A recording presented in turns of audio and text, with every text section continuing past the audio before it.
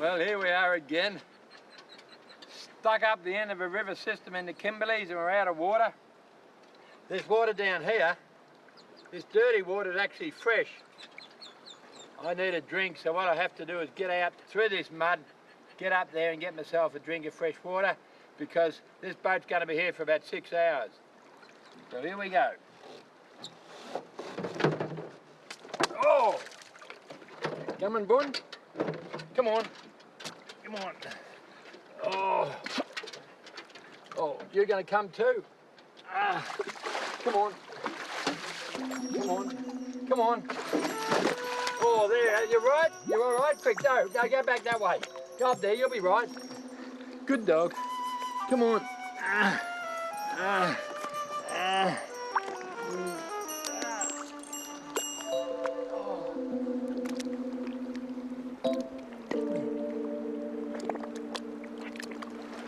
Hey, good dog. Hey, is that better?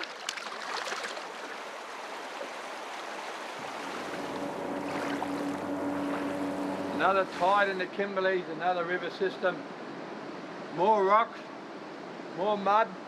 I call this wait a while country. We're always waiting for the tide to come in. We're always waiting for the tide to go out.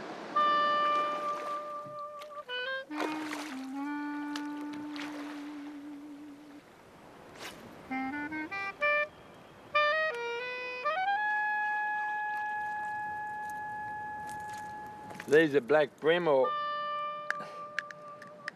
the correct name is sooty grunter,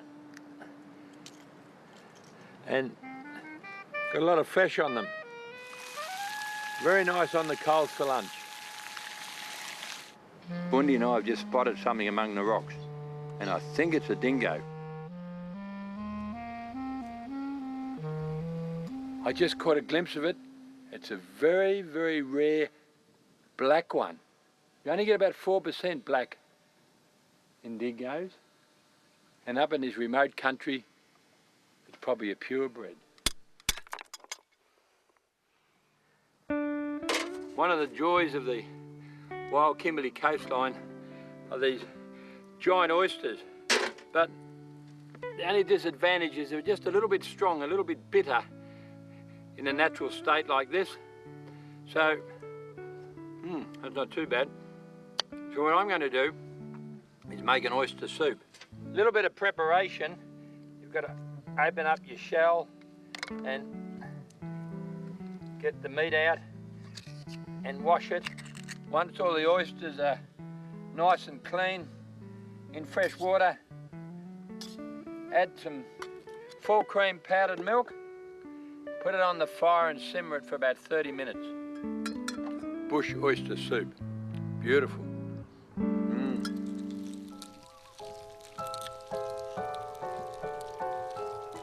This is the remains of a large queenfisher we caught last night.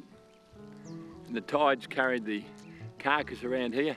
And just have a look at all these hermit crabs that have come up, having a feed on it. Just hundreds and hundreds of them.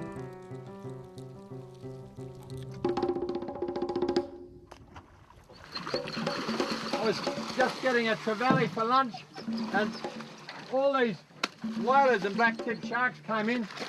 But something that I have never seen in all my life, just out the back here, coming through the pack of sharks, is about 11-foot crocodile. See, he's just hanging out the back there now. And just down here, I've just got to be a little bit careful here. I've got a fish on, and I've got Bundy here getting a little bit excited. Just out the back, about 5 metres, that croc's coming in again. Damn shark! Oh, don't you bite me. Just be good, I'll get you back in the water. Right. I'll just get him back in the water, but there we are. When you get these ocean-going crocs with their eyes bulging right out of their head, that's when they're in the attack mode. So you've got to be very careful. Pull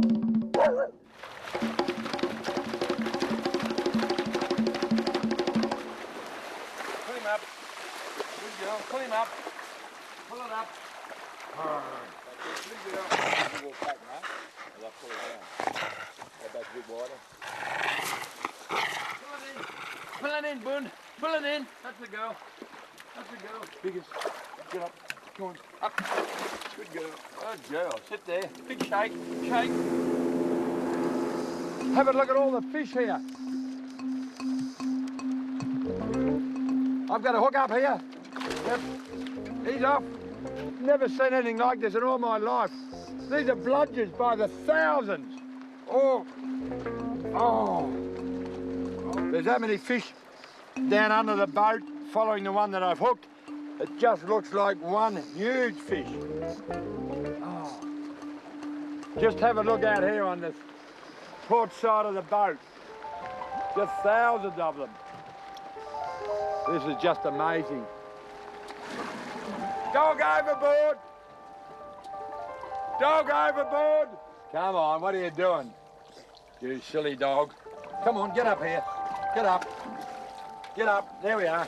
Here we are. Here we are. Dry off. Big shake. Big shake. We're on. Look at those fish. Oh.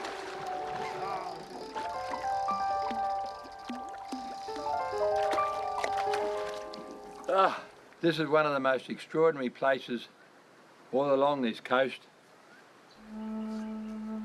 According to the old tribal people I spoke to years ago, they told me about this place.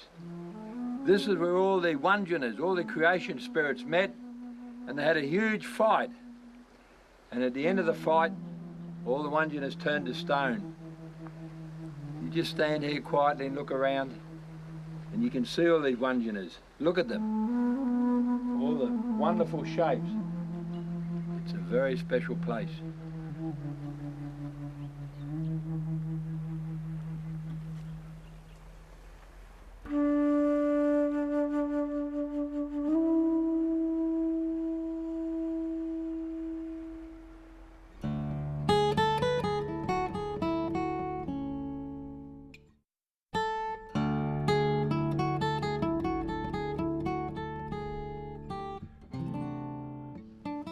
Cookies, biscuits, bread, always pretty popular out in the bush. But some of these items, a little bit hard to make.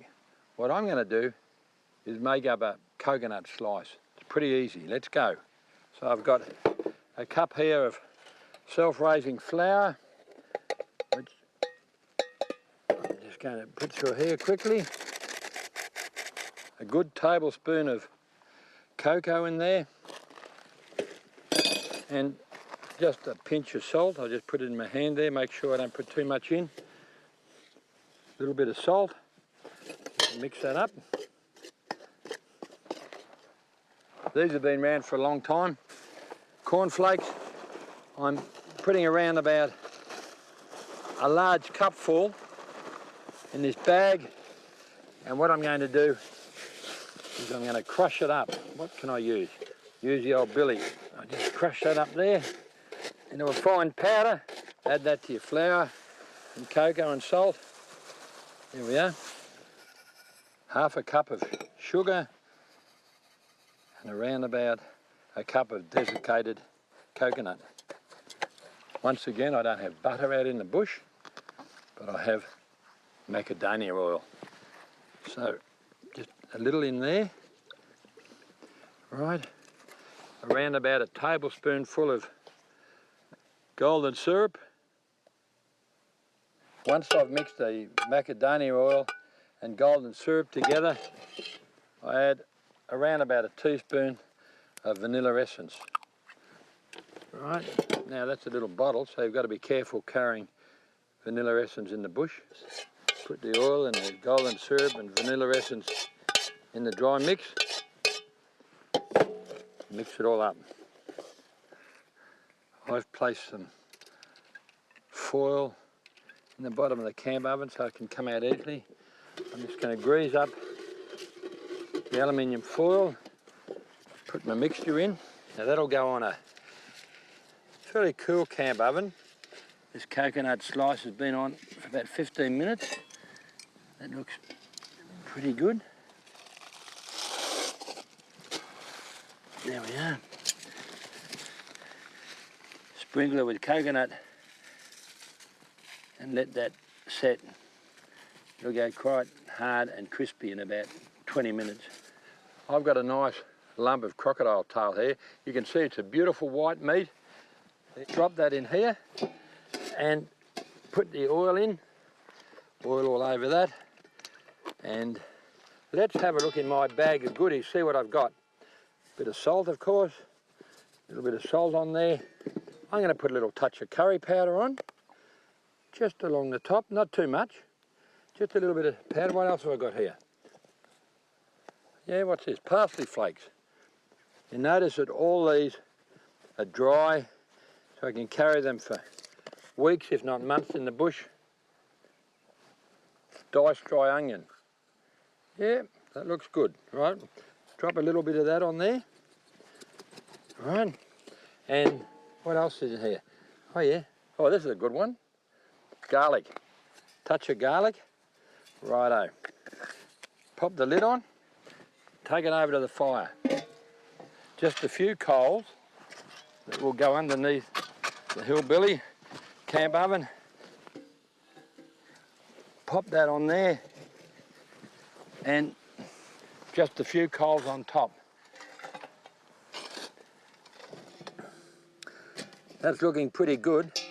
So when it's about 60% cooked, I'm going to add the veggies. So what I'm going to do is get this oil that's come out of the crocodile meat and use it to cook the veggies.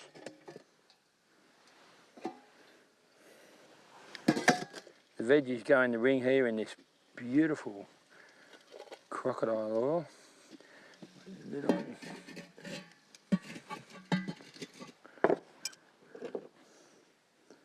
They are perfect.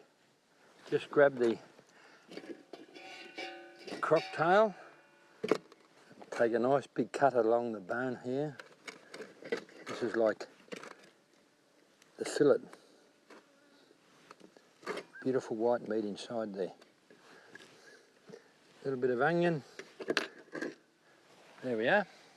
When I'm out in the bush for long periods at a time, the biggest gripe, the biggest grizzle I have from all the guys with me is the fact that I run out of things that are sweet.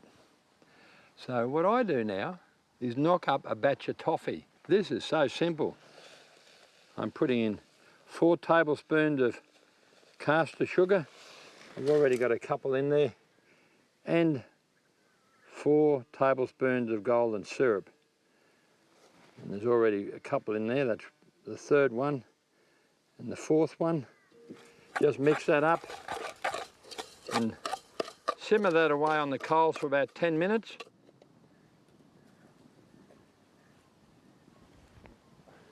To get the desired honeycomb effect, I'm going to put a bit of bicarb of soda, baking powder. You're going to get a violent reaction here in the toffee. See it all bubbling there? Very quickly, right? Put it out in the tray.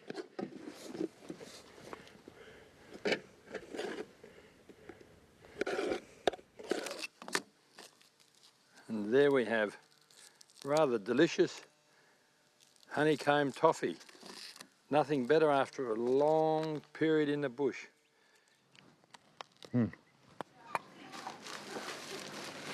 There's not many shops in Australia where you can buy frozen kangaroo tail. We will go in the camp oven for tea. First thing you have to do with your kangaroo tail is to skin it. Pull the skin off. I'm using a pair of pliers. Then I'll cut it up, put it in the camp oven. In go the carrots and potatoes, a couple of onions, put the lid on, straight on the coals.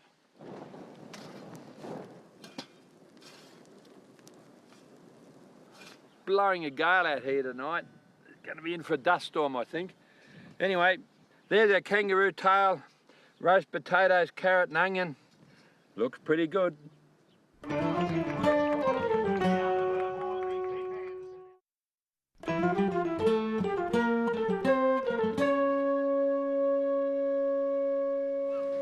I've just arrived in Fitzroy Crossing for a real old-fashioned rodeo. I've come here to film the bull riders and a few of the other events as well, but I just love the bull riders. And I reckon these guys are endangered characters because I tell you, it's one of the most dangerous sports that I know.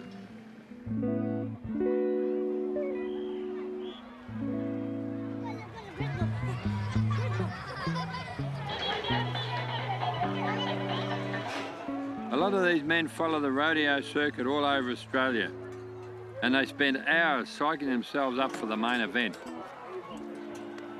And the day always begins with a children's bull ride. The cowgirl leans back, the outside for third, she goes across the arena. She's going to do it, she's going to ride. Did you enjoy that ride? Yes. Okay. Have you ever done that before? No. And hold on, Blake, yeah! There's time, give him a round of applause, ladies and gentlemen, as he pulls the hat up. This comes out, hang in there, Millie, hold on tight. That was a great ride. You happy with it? Yeah, I'm really happy with it, thanks, yeah. What sort of buzz do you get out of this sort of work? Adrenaline. Adrenaline? I love it, yeah, just Yeah, adrenaline. really love it, do you? Yep. Yeah. No broken bones yet? No, I'm going good.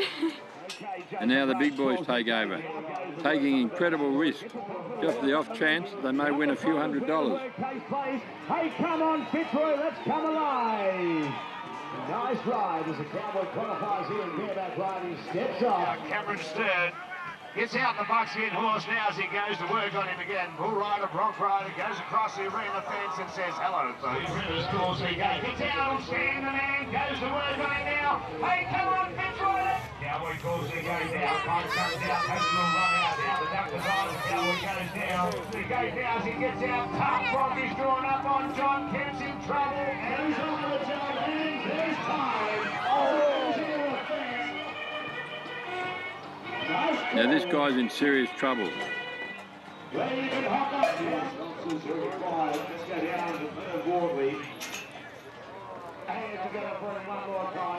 He's rushed off to the local hospital with multiple injuries.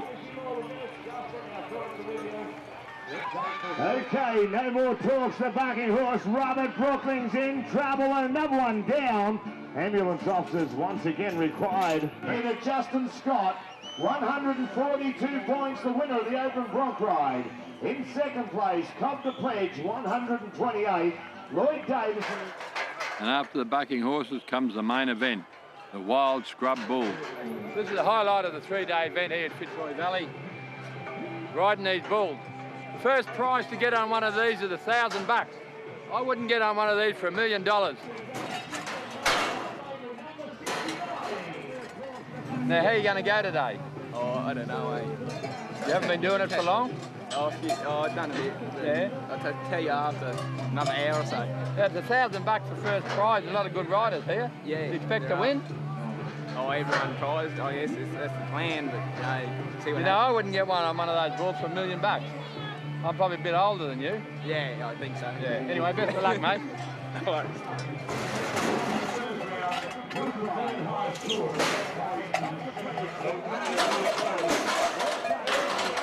At times, the riders end up with broken bones even before they leave the chute. The bull tries hard to climb out of his shirt. 50 cents for Bird Newton if he can do it. Well, he gets out towards the gate. Come on, Fitzroy, let's ride with him. Well, it's a close call as we move down to Merv Wortley. Keith Anderson now, two official judges. And Woodcock calls the gate to open up. And from the G.J. Johnson electrical contractor shoot, he's in trouble. This is her first ride, and she's really scared. Okay, now one of our females, she calls the gate, gets out and gets down. Well, the wrangler back in. Why do you do it? It's the first time I have done it. First time ever. You look a little scared there, I am. eh? Still shaking. Did you land on your face? Oh, my head. You all right? Gonna do it again? Yeah.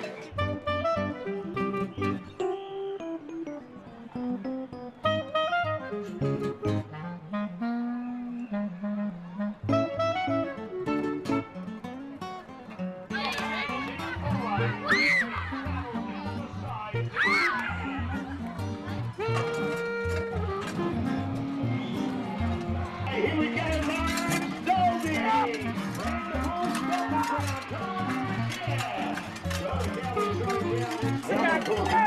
Big winning!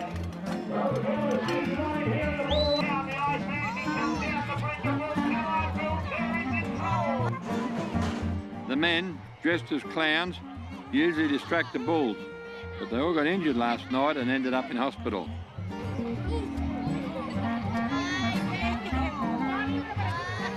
The riders have to stay on for 8 seconds. How about a round of applause for the Cowboy team, McKinsey? He's in trouble, down inside the 8 seconds. It's a whirly. Boys, let's hear it. Let's go for it, Cowboy.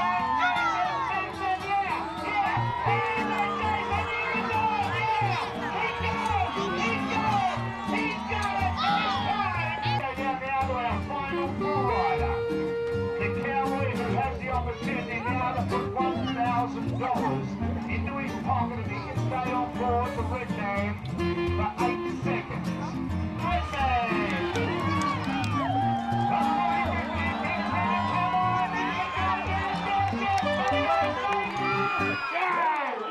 Hell of a ride, mate. What do you think of it? Oh, yeah. What did you get for that? This feature bull ride won $1,000. $1,000? Yeah.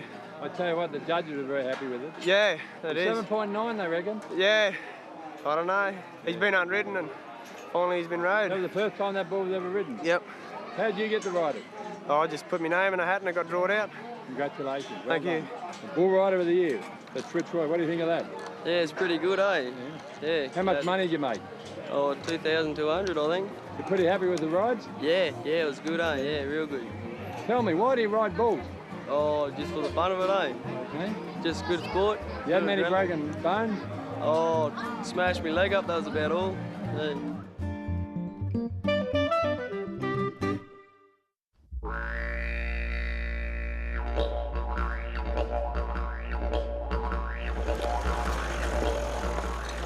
We're heading for a billabong near the Fitzroy River. It's getting hot, so the waterhole will probably dry up before the wet, so I've got a permit to remove any freshwater crocs before they die. All right, now that net looks pretty good there. So what we've got to do is just go up the other end of the billabong and start splashing wildly. The crocodiles hopefully will swim down to this end of the billabong, and we should, with luck, get one or two in the net.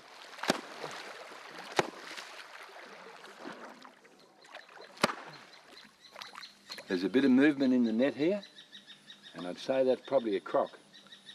Just about here. Just hook it up and see what we've got. Oh, he's literally caught.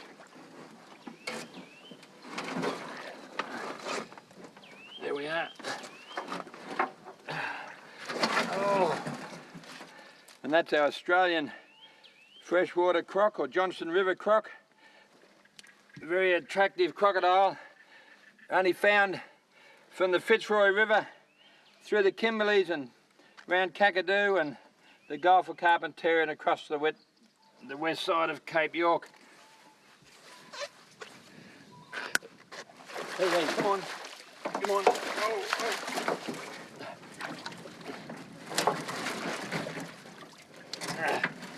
Oh. And another nice little freshie. A lot smaller, but yeah, it's a female.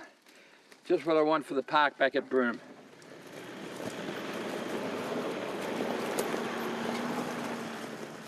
Just before I head back to Broome, I want to show the kids here at the station those two freshies I caught this morning. Come and have a look. He's all tied up. Yeah, he's tied up. Can you grab that bag? You pull that bag from there. See how these bottom teeth, look, see how they push through the top jaw there? So when you grab a fish, the top and bottom jaw locked together. That's all the net caught in the teeth. Oh, hey? Net. Hey? Net. What do you reckon? We're crocodile might bite you. Yeah?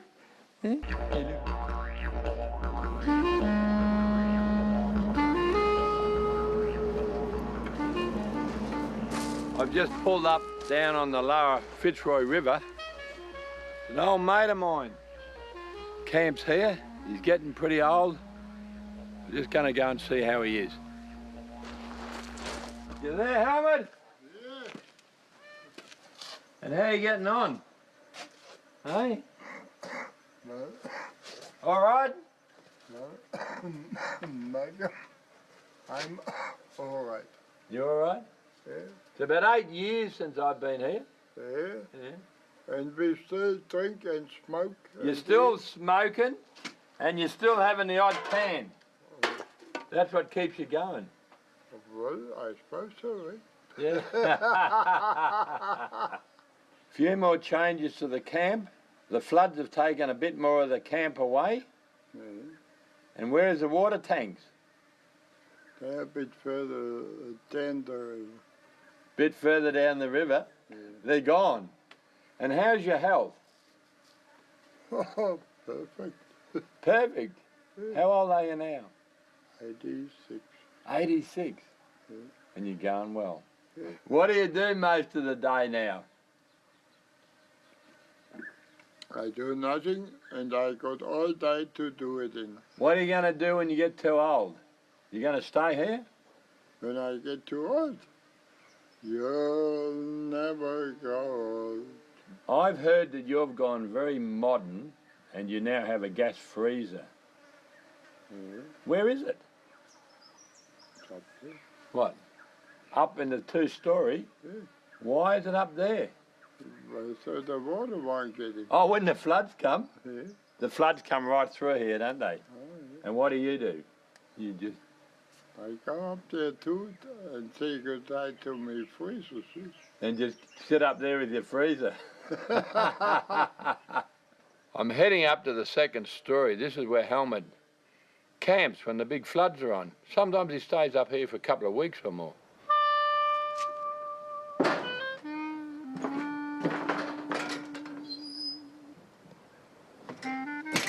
When the Fitzroy's in total flood, it's raging down each side of this camp, and Helmut stays up here for 2 or 3 weeks with great trees and logs banging against it. He's got his dog up here. He's got his chook who's sitting down here on some eggs. He's isolated here from the outside world until the flood goes. When Helmut made this shack 30 years ago, he made everything out of concrete and these iron rods so it wouldn't wash away in the floods. We're now down in the saltwater end of the Fitzroy River, and Ben here, my old mate, he's a guru barra fisherman. He knows all the secret spots, eh, Ben? Probably should get a couple of barra, maybe a salmon or 2 as well. I want more than 2 barra. Anyway, we're going to be in for a good day. Sorry, mate, you want the net? Oh, nice sweaty. Oh, that's a good start to the day. Hey, got the lid as well. I think we better put that one on the ice, don't you, Ben?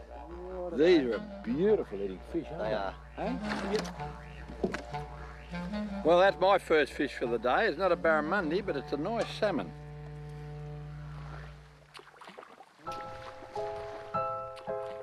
These little mullet they picked up in the throw net are perfect bait. There's a barra taking that mullet now. See how he's running with it? And that's my first barra for the day, and it's a very nice fish. Another good fish on here. There he is. You got the net there, Ben, please? Do you mind, mate? Well done. Beautiful. Another one, Ben. Where'd you get that? Just here? Secret spot. Yeah, I didn't even see you get that. Hey? Not much difference in size. That one's a bit bigger. Nice pair. Aren't they beautiful fish?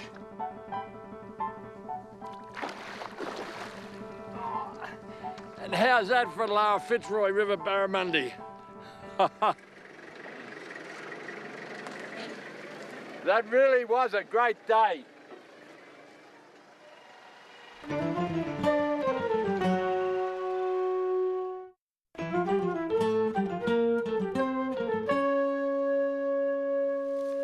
When you're out in the bush, it's very hard to survive without water or fire.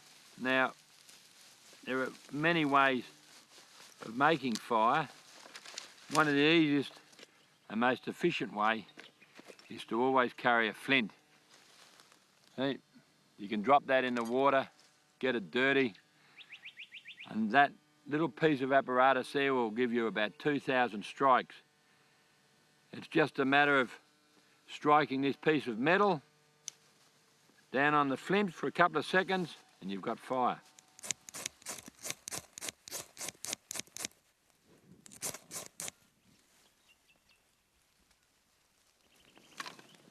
And there we have a fire in about 3 seconds.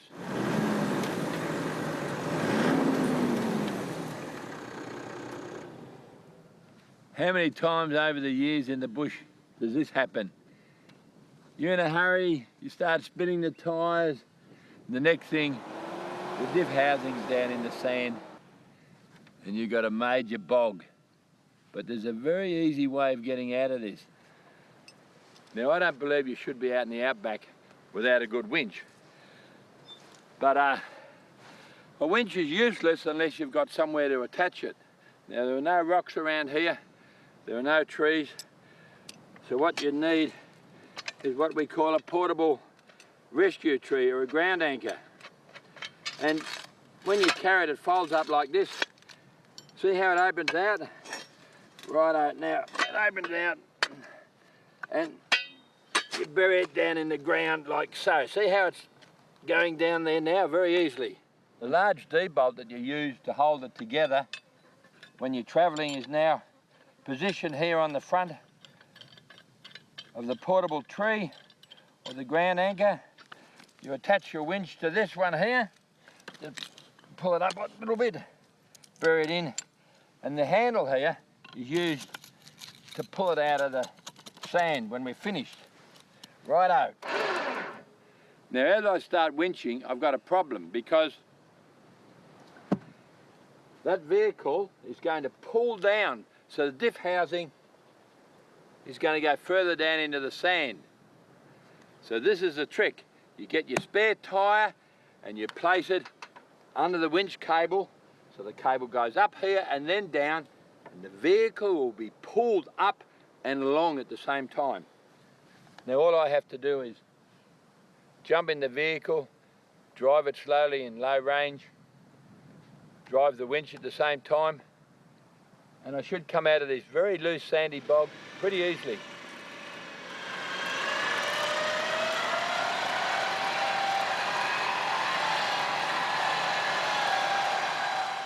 Now you can also use this to get yourself over a sand dune. Trying to get over this sand dune, we'll start spinning. The diff housing goes down into the sand in a couple of seconds, so potentially it can be real big trouble. So this is another example of where you can use your ground anchor, your portable rescue tree.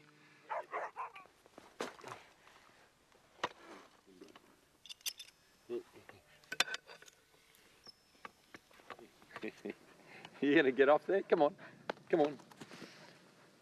So once again, I'm using the tyre under the winch cable. The winch cable's now fixed to the ground anchor, and the idea of this is to lift the vehicle. As I start winching, the tyre will move towards the vehicle and the winch cable is actually rising up and it's lifting the vehicle out of that sand.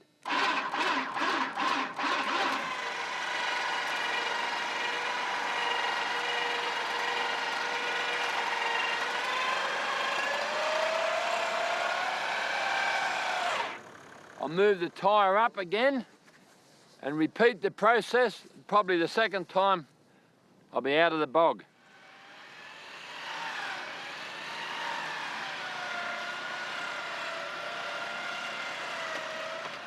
There we are, pack it away, and I'm on my way.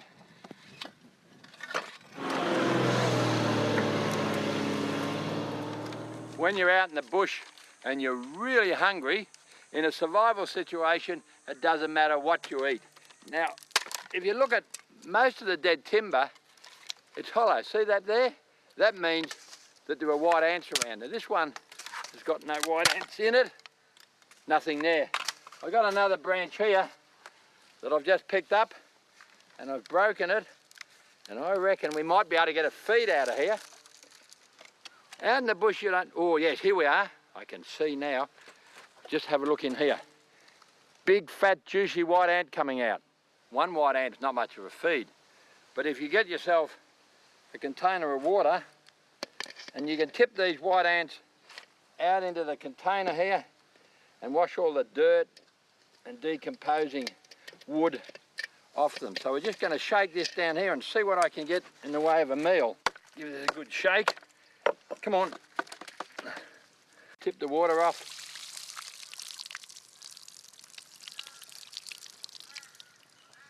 And there they are. What a bonus. Have a look in here. Look at all these big, fat, juicy white ants here.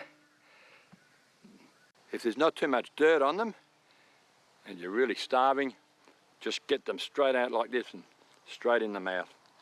Now the whole of North Australia is just riddled with white ants. So in a survival situation, these little critters will keep you alive. Here's one here. Very nice. See the size of them in here? Look. Almost a centimetre long.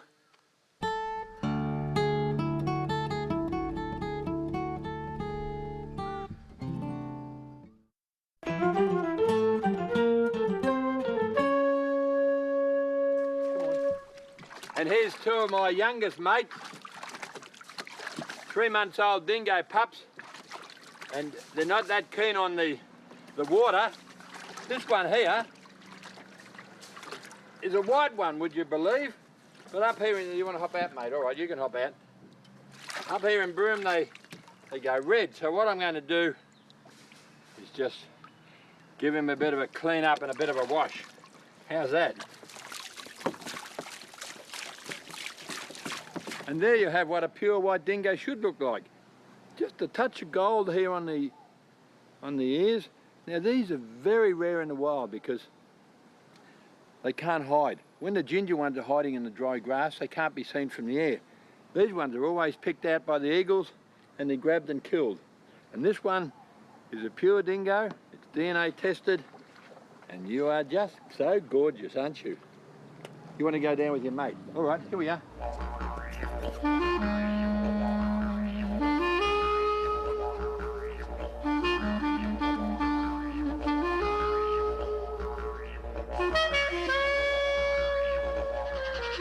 This is a young Major Mitchell cockatoo. What a dag, look at him there.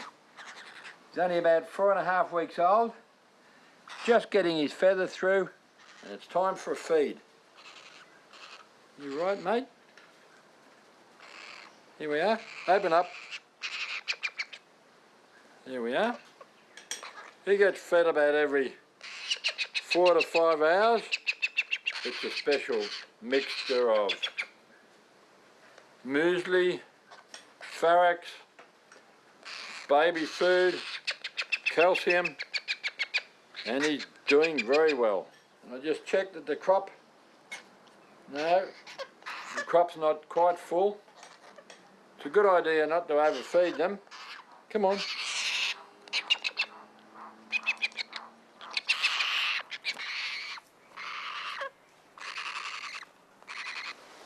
And this is Cracker 10 months later. We call him Cracker after the famous volcano because he never keeps still for more than about 2 seconds. Hey? Having a peanut, mate. Hey? There we are. Off you go. You want one, Icky? Here's one. Here you are, you can have that. This is Umi. Umi the emu. Now, who's raised by a friend of ours on animal care in Broome. We just have to get Umi from the backyard here into the trailer and out to the farm.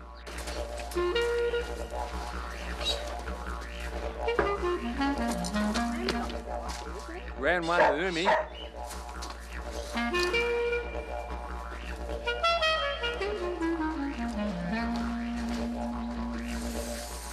Well, we got him into the trailer. Just going to wet him down, calm him down, put a tarp on, right out of here.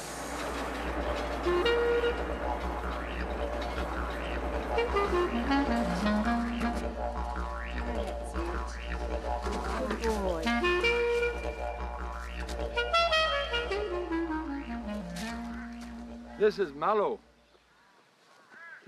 Remember, this is the one that was playing with Bundy. Well, he's now matured and he wants to be the dominant male, and they don't let Bundy in here anymore. And what he's doing now is standing right up to show me how big he is. He'll lean right back and he'll use that tail as a spring, and he'll come forward and he will grab with his claws and try and pull me in and kick me with his feet. You can see. No, stop, come on, calm down a bit.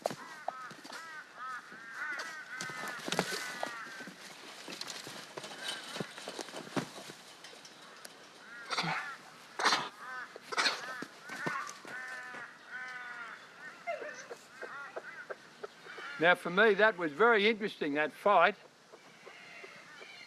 Because he couldn't have a go at me, he turned on his mate.